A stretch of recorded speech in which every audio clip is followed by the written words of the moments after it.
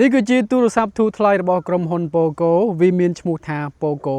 M8 វាជាទូរស័ព្ទលំដាប់ថវិកាមួយដែលមានស្ពេចល្អបង្គួរអេក្រង់ AMOLED បាទអញ្ចឹងការ design វាខ្ញុំនឹងធ្វើការរៀបរាប់បន្តទៅទៀតនេះ Poco Series M មាន2ជម្រើសបាទអញ្ចឹងមាន A Series Pro រៀងលំដាប់លើនឹងបន្តិចប៉ុន្តែរៀងថ្លៃជាងបន្តិចផងដែរប៉ុន្តែនេះ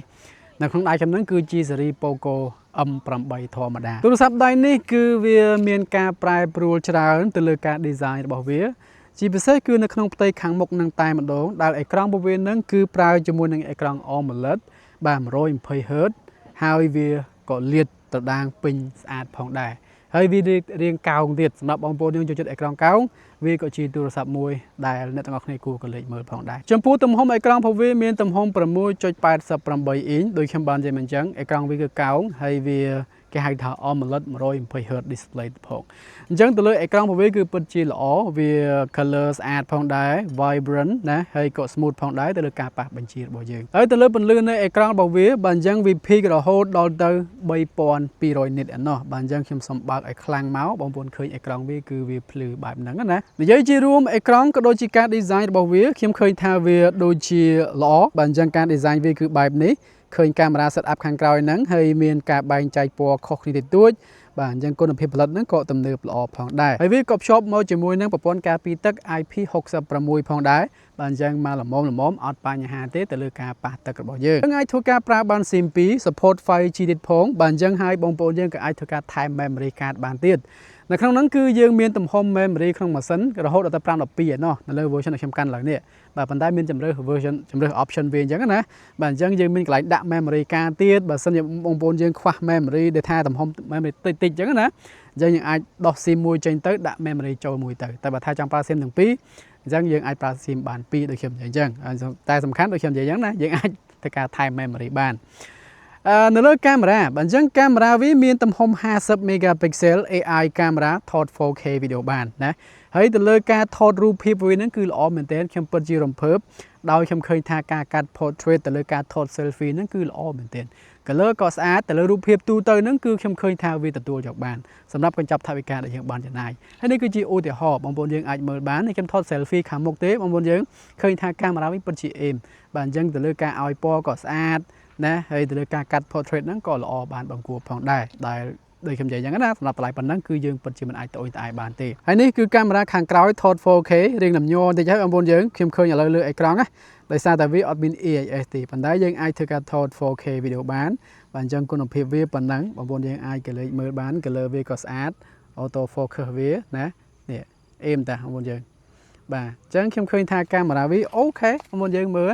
អូ blur អេមទៀតធម្មតាទេបាទសម្រាប់កាមេរ៉ាខាងមុខរបស់វាមានទំហំ20 megapixel ដូចខ្ញុំបាននិយាយពីដើមមកអញ្ចឹងបាទអញ្ចឹងវាថត 1080 វីដេអូហើយទៅលើគុណភាពវាហ្នឹងណាទទួលយកបានបាទខ្ញុំឃើញថាគុណភាពវាគឺល្អ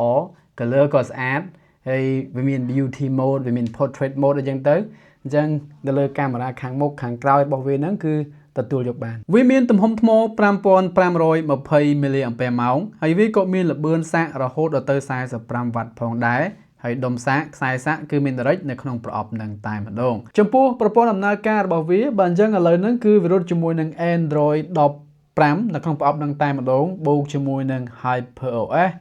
version 2បើអញ្ចឹងឆាប់ហ្នឹងគឺនឹងឡើងទៅ version បាន3បានហើយជាមួយនឹង Android 16អញ្ចឹងទៅប៉ុន្តែពេលនេះគឺយើងដំណើរការជាមួយនឹង Android 15នៅឡើយទេហើយទៅលើការប៉ះបញ្ជារបស់យើងដូចខ្ញុំបាននិយាយពីដើមមកអញ្ចឹងទូរស័ព្ទដៃហ្នឹងគឺដំណើរការជាមួយនឹង chip Snapdragon ចំនួនទី6គឺ Snapdragon 6 Gen 3បើអញ្ចឹងវាជា chip ដែលកសាងនៅក្នុងទម្រង់4 nanometerហើយវាក៏ support 5G ផងដែរចំពោះ RAM របស់វាមានទំហំ 8G បើអញ្ចឹងបូកជាមួយនឹងគេហៅថា Virtual RAM 6G ទៀតអញ្ចឹងសរុបវា 14GB ទៅលើទំហំ storage ក្នុងម៉ាស៊ីនដូចខ្ញុំនិយាយប្រាប់បងប្អូនពីដើមមកអញ្ចឹងបើអញ្ចឹងយើងអាចធ្វើការ config វានឹងរហូតដល់ទៅ 512GB បូកជាមួយនឹងគេហៅថា micro SD card support ទៀតហើយទៅលើការប្រើប្រាស់ performance របស់វាបាទអញ្ចឹងខ្ញុំសូមនិយាយកន្លែងហ្នឹងបន្តិចវាមិនមែនជាទូរស័ព្ទសម្រាប់លេងហ្គេមអីទេបងប្អូនយើងអាចលេងហ្គេមល្មមបានណាខ្ញុំអាចធ្វើការលេងហ្គេម PUBG អីជាមួយនឹង low graphic អីមកអូខេវាទទួលយកបានដំណើរការវានឹងវា đôi khi vậy chẳng vì lên ban bàn đài vì mình lọ nà thì tại sao game xem nè game xa nè vì đôi khi mình trao chụp ảnh hà thì dân tu sắp đây ní cứ chi tu sắp làm đáp thạ bị ca muối đại dân ai pra mà sắm ráp ca nghe social media bỏ dưỡng Facebook TikTok anh dân tới nè rư có ca thọt rụp thọt video anh dân tới mờ bộ miên mờ video trong YouTube dân vì ai vừa từ ban đại sao tại ekran vi liệt bình ban lõ bà omelette mà rồi phải hết cả ba bên chia bỏ dương lựa ekran nắng cứ vì em hai vì simply support file chí đôi khi dần dần time memory card bàn tiền bà mà em là nắng tay mà đó một con pi tức IP 60 6កំណត់ស្រាលមួយផងដែរ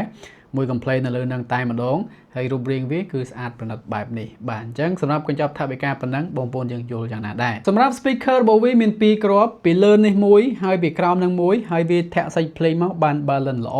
បាទអញ្ចឹងវាធាក់បាសក៏បានល្អបង្គួរផងដែរសម្រាប់បងប្អូនយើងស្ដាប់ចម្រៀងក្តីណាឬក៏លេង game ក្តីបាទអញ្ចឹងខ្ញុំឃើញថា speaker វាល្អបង្គួរឥឡូវស្ដាប់ទាំងអស់គ្នាខ្ញុំសូមចាក់បទចម្រៀងចេញពី No Copyright Sound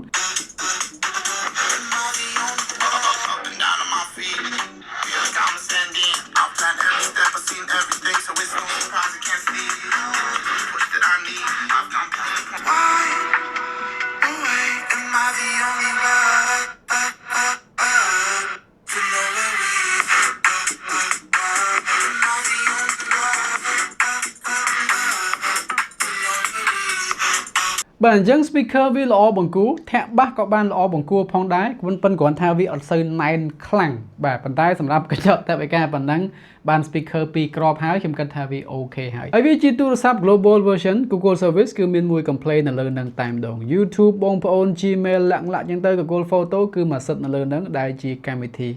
đôi khi vậy chẳng vị trí là bỏ global version ណា អញ្ចឹងនេះគឺជាវីដេអូរបស់ខ្ញុំទៅលើ Poco M8 សម្រាប់បងប្អូនយើងដែលមិនចង់ចំណាយលុយច្រើនទៅលើទូរស័ព្ទដៃអញ្ចឹងទៅអញ្ចឹងវាក៏ជាទូរស័ព្ទមួយដែលខ្ញុំគិតថាស័ក្តិសមដែលបងប្អូនយើងគួរតែដាក់ចូលក្នុងហោប៉ៅផងដែរសម្រាប់តម្លៃរបស់វាបងប្អូនយើងចាំឆែកមើលកន្លែង link ដែលខ្ញុំដាក់នៅក្នុង description ខាងក្រោមប្រហែលអញ្ចឹងទៅយើងអាចឆែកទៅបានអញ្ចឹងណាបាទអញ្ចឹងអរគុណនេះគឺជាអ្វីដែលខ្ញុំចង់ធ្វើការចែកចម្លែក /review នៅក្នុង Poco M8 បាទអញ្ចឹងអរគុណជួបគ្នានៅឱកាសក្រោយបាយបាយ